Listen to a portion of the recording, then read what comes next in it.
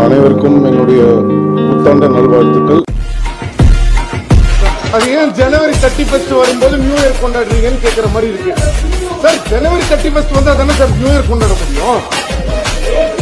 இது என்ன பிரச்சனை? அவ்வளவு பிரச்சனை இருக்கு. இப்போ ஒரு பிரச்சனையும் வரும்போதும் என்னன்னா இது எப்ப பாரு நம்மளுக்கு இந்த மாதிரி ஏதாவது ஒரு பிரச்சனை வந்துட்டே இருக்கு. இது எங்க போய் குரல் கொடுக்கறது?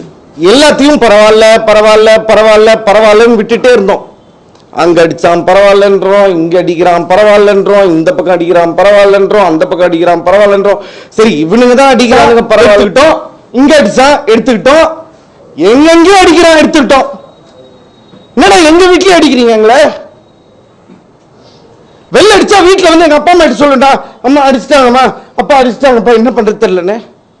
வீட்டுல அடிச்சா யாருக்கிட்ட போய் சொல்லுவோம்?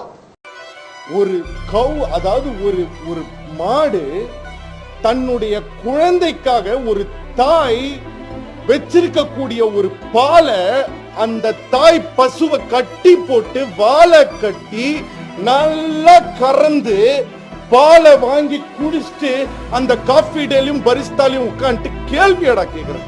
ஒரு தாய் தன் குழந்தைக்கு வச்சிருக்கிற பாலை கறந்து குடிக்கிறீங்களா எல்லாரும்?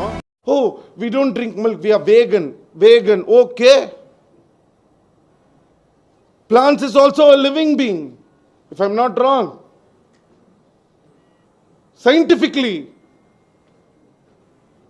எதுக்கு நீ பிளான்ட்ஸை வெட்டி கொள்ற? அதுவும் லிவிங் பீயிங் தான் தம்பி. வெறும் தண்ணி குடிக்கிறவன் கேள்றா, தண்ணி கூட ஆக்சுவலா லிவிங் பீயிங் இல்ல, தண்ணி கூட இருக்கு.